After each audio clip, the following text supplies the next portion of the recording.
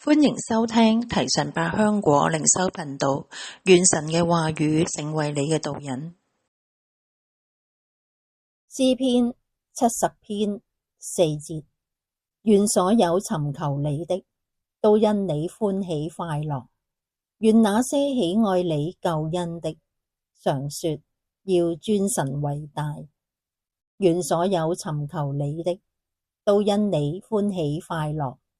願那些喜愛你救恩的，常說要尊神為大。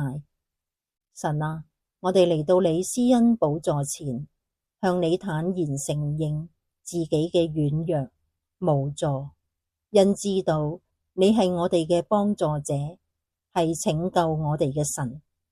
凡專心投靠神嘅人，必不致羞愧。無論所面對嘅境況如何，仍然相信神會以恩慈嚟看待我哋，又藉着聖靈嘅幫助，使我哋心裏得着力量，宣告願所有尋求你的，都因你歡喜快樂。願那些喜愛你救恩的，常說要尊神為大。稱頌神，奉主耶穌基督聖名禱告，阿門。